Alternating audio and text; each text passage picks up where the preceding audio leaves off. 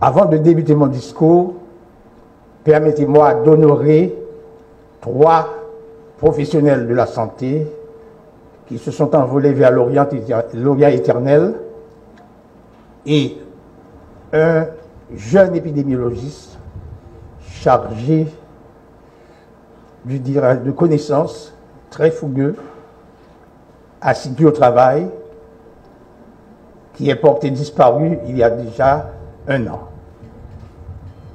Il s'agit du docteur Marc Aubert Germain, éminent professeur d'anatomie, ancien directeur général du ministère de la Santé publique de la population, ancien ministre de la Santé publique. Docteur Molia Pamphile, directeur de l'hygiène publique, ancien membre fondateur des centres GESCIO. Docteur Denis Jean-Baptiste, directeur du département sanitaire du centre. Et finalement, ce médecin dont je fus le mentor en épidémiologie, Samson Marseille, porté disparu, et le 27 juillet dernier, ramenait le premier anniversaire de cette disparition. Pour honorer la mémoire de ces travailleurs de la santé, je vous invite à vous mettre debout pour 1 minute de recueillement.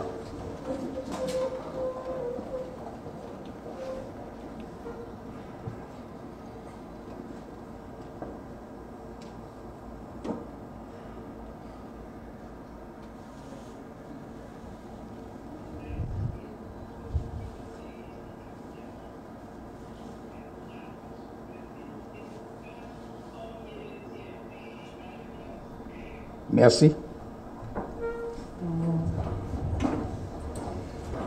La vie est une route qui monte quand l'on sait pourquoi l'on vit et où l'on va. Cette réflexion philosophique a toujours guidé mes actions à la recherche d'excellence et de résultats significatifs. Je voudrais prendre le temps pour remercier le Conseil présidentiel, la primature, qui ont pensé à moi pour être à la gouvernance de la Direction générale de la santé publique et de la population. Je remercie ma famille et tous mes amis qui m'ont supporté dans le choix de cette décision critique à un carrefour particulier de la vie nationale. Accepter un poste dans cette situation délétère, ce n'est pas un simple privilège, c'est un devoir citoyen qui exige une détermination pour donner des résultats. Le temps n'est pas à la parole, le temps est à l'action. C'est la 3e fois que j'occupe le poste de directeur général. Et comme l'a dit mon ami Lauré, c'est comme une répétition. Mais je dirais en tant que musicien, c'est une symphonie inachevée. C'est comme une mission qui m'est donnée par le Très-Haut pour poursuivre la voie dans laquelle je me suis engagé, cette voie initiée depuis 1975 dans la commune d'Anse-Rouge et qui s'est amplifiée dans la commune de Jean Rabel pendant 7 ans, avant de m'envoler vers le Mexique pour faire une maîtrise en santé publique. Mais comme disait très bien, je dirais, la maîtresse de cérémonie, on ne se dissocie jamais de la santé publique. C'est comme il y a une attache viscérale entre le travailleur de la santé et le ministère de la santé publique. Et de loin, je suivais tout ce qui se passait au niveau du ministère. Et quand il y avait l'épidémie de la Covid, je recevais à travers le site REP, tout ce qu'il y avait comme, je dirais, émergence du cas dans les divers départements et de façon ponctuelle et en temps réel. Je remercie les membres de la DERL pour ce partage d'informations qui m'ont mis à jour sur les grandes difficultés auxquelles était confronté le ministère de la Santé publique pour la prise en charge des cas de Covid. J'ai saisi l'opportunité pour remercier mon ami Loré pour ses propos élogieux à mon égard. Ce que j'ai apprécié dans son discours, c'est son fair play, son franc-parler et cette amitié qui ira au-delà de l'espace et du temps, et cette amitié se renforcera. Merci, Loré. Docteur Loré a fait face à des situations assez particulières, assez difficiles, mais il a pu surmonter certains obstacles. C'est pourquoi je pense que nous n'allons pas ramasser des débris, mais peut-être articuler certaines pièces qu'il avait pu rassembler.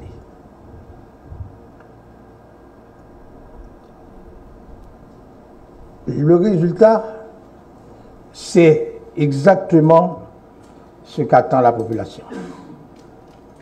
Les attentes sont multiples. Nous avons plus d'une trentaine d'institutions qui ne peuvent pas fonctionner, soit par vandalisme, soit par départ forcé de nos cadres, ou, je dirais, par manque de matériel. Et, il faut dire le mot, en raison de l'insécurité galopante. Quand nous avons décidé de revenir au bercail, nous avons mesuré l'ampleur des enjeux et des défis. Ce n'est pas l'époque où il y avait à résoudre uniquement des grèves du personnel, des grèves de médecins, d'internes, etc. Mais maintenant, c'est une situation qui nous interpelle. C'est un climat d'insécurité qui empêche les prestataires de soins de remplir leur mission, qui est la délivrance de soins de santé à la population. Et c'est dans ce climat délétère que nous allons ensemble, le ministre et moi, travailler pour non seulement répondre aux exigences de la feuille de route qui lui avait été transmise par la primature, mais aussi pour répondre aux besoins de la population en matière de santé. J'insiste sur le terme de résultat. Et, voyant le directeur général de Cannes en face de moi, cela me rappelle un résultat que je voudrais partager avec vous autres. Au lendemain du 12 janvier, nous étions préoccupés par le fait qu'il était difficile de transporter les nombreux patients victimes du tremblement de terre. Cette préoccupation s'était amplifiée quand, quelques mois après, surgit la première épidémie de choléra. Le nombre de patients à transporter a augmenté. Et savez-vous que l'amitié, je dirais, est une source inépuisable d'inspiration. Une capoise, ancienne de mes élèves originaires à Stumta, était venue comme volontaire après le tremblement de terre. Et par hasard, elle travaillait à une organisation allemande qui s'appelle Joanniter, qui avait deux vocations. La vocation de préparer des prothèses, c'est-à-dire pour les mutilés, et aussi faciliter le transport de patients de Léogane vers des centres hospitaliers. Elle m'a invité un soir à Léogane, et puis j'ai vu le directeur de Joanniter. Mais pendant les civilités, je scrutais l'horizon. Et ce que j'ai vu, il y avait une vingtaine d'ambulances. Mais ce n'étaient pas des ambulances adaptées à nos routes. Des ambulances pour les routes asphaltées, c'était ce qu'on appelle les vannes, les petits bus. mais très équipés, défibrillateurs, tout ce qu'il y avait, tout ce qu'on doit avoir dans une ambulance. Et j'ai saisi l'opportunité pour dire au directeur, au cours de la visite, quelle aide vous pouvez offrir au ministère de la Santé. DG, qu'est-ce que vous voulez? J'ai dit, je vois que vous avez un certain nombre d'ambulances. Est-ce que je pourrais avoir 6 ambulances? Il a dit, d'accord, il n'y a pas de problème. Il a appelé son responsable de logistique. Est-ce qu'on peut mettre disponible 6 ambulances? Le responsable disait qu'on pourrait mettre disponible 4 ambulances. J'ai dit, bon, je prends les 4 ambulances. Et le lendemain, on est monté avec 4 chauffeurs, les ambulances c'était. Donc, le souci des résultats m'a porté, je dirais, m'a amené à porter sur les fonds baptismaux le CAN. On a eu les premières ambulances et après, le président de la République à l'époque, le président Préval, était un peu satisfait. Un dimanche, il m'a appelé pour me dire que, docteur, j'ai, à travers les conversations avec le ministre, apprécié l'initiative. Qu'est-ce qu'on peut faire de plus? J'ai dit, il nous faudrait d'autres ambulances. Et alors, il a appelé ce dimanche matin un concessionnaire qui s'est présenté directement au palais et il dit que j'ai besoin de 10 ambulances. Mais il y avait un prérequis. Le journaliste nous avait dit, si vous transportez des patients atteints de choléra, le chauffeur et le personnel doivent être isolés. Donc, ce concessionnaire dit, bon, on va faire en sorte qu'il y ait une télématisation, on va transformer ces ambulances, c'était pas des ambulances, disons que c'était encore des autobus, mais beaucoup plus grandes que celles de Jointer. Et on a commencé ainsi le CAN. Pourquoi j'ai raconté cette histoire? C'est parce que le CAN a survécu aux intempéries, au changement du régime, au changement de la gouvernance du ministère, et tous les ministres qui se sont succédés au ministère se sont appropriés le CAN jusqu'à ce que le CAN soit devenu une réalité nationale. Mais j'ajoute, pour terminer cet exemple de résultat, quand j'ai parlé au directeur de Jointer, j'ai dit, mais il nous faut la formation. Il me dit que il va organiser pour nous autres une formation en Allemagne, à Berlin. Alors, nous étions invités et je me suis fait accompagner du directeur du CAN embryonnaire de cette époque et du responsable de logistique, qui est encore responsable de logistique au niveau du ministère.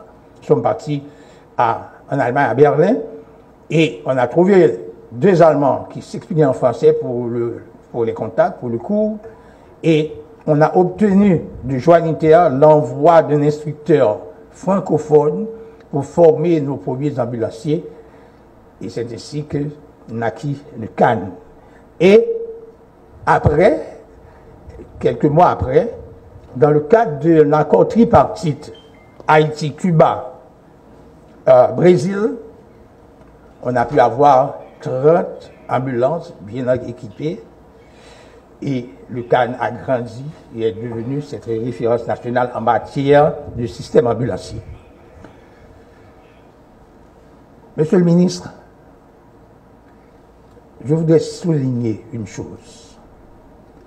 Pour qu'il y ait des résultats, il faut qu'il y ait une franche et loyale collaboration entre le ministre et le directeur général. J'ai eu la chance d'avoir travaillé avec 5 ministres.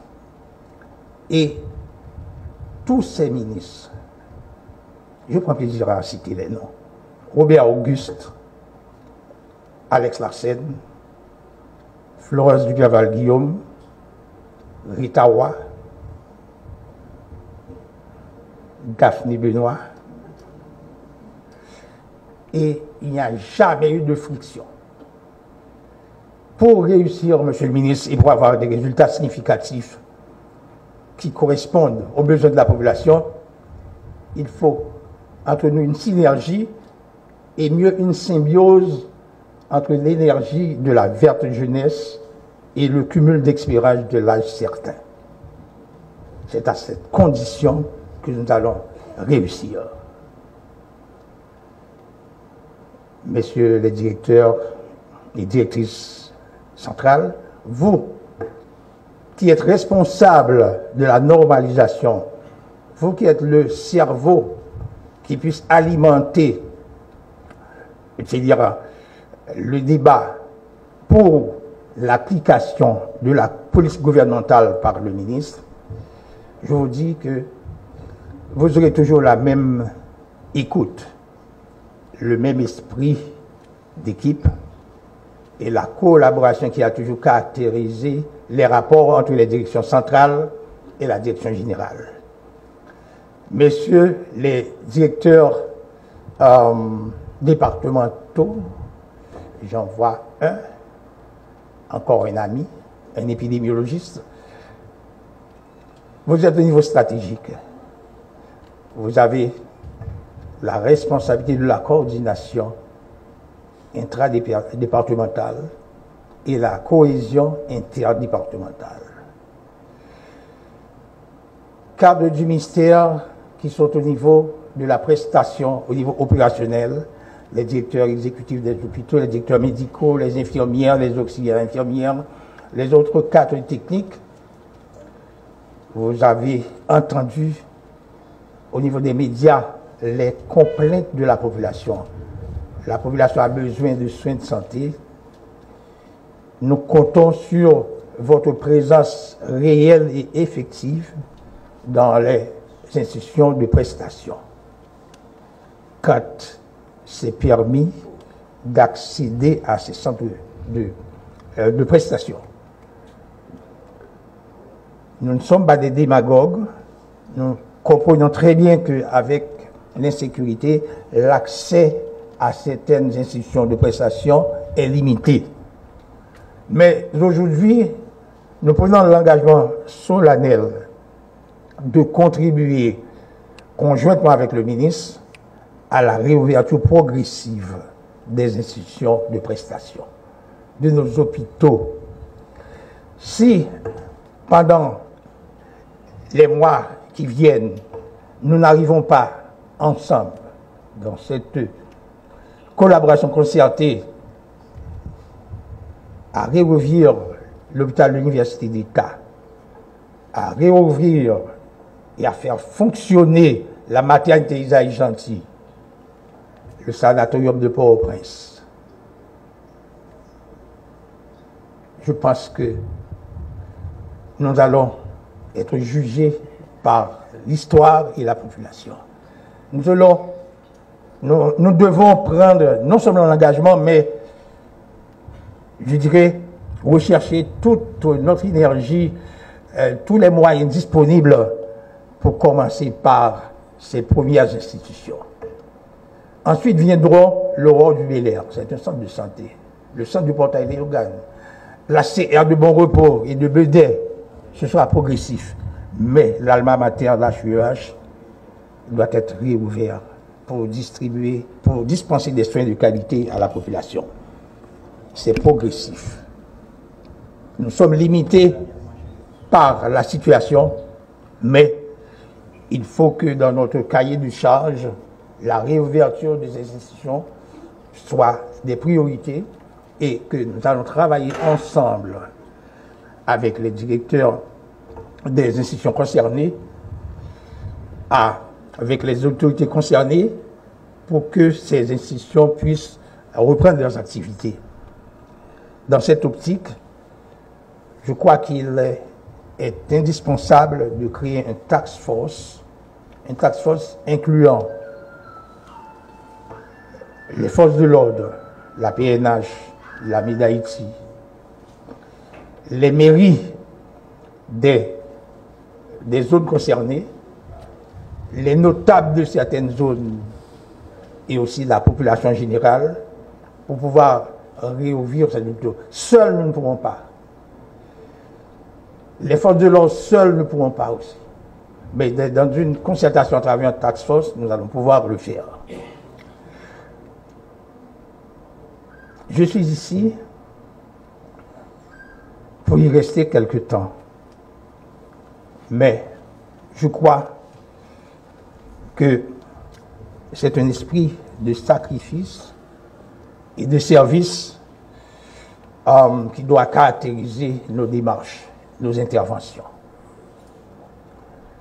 Nous comptons déjà sur l'appui, la collaboration de nos partenaires techniques et financiers pour pouvoir renforcer la capacité opérationnelle de ces institutions de santé. Nous comptons sur nos partenaires pour, je dirais, la concertation permanente de laquelle jailliront certaines idées pour mieux penser, ou bien pour mieux repenser le système en temps de crise. Car nous sommes dans une situation difficile, il nous faut tenir compte des opinions et des conseils de tous et de toutes pour pouvoir surmonter ces obstacles et aller de l'avant. Pour terminer, je dirais que la lutte est difficile, elle sera longue, mais avec la détermination, l'engagement, la constance au travail, on arrivera à donner des résultats significatifs qui puissent répondre aux attentes des autorités de nomination et surtout aux besoins de la population. Merci beaucoup.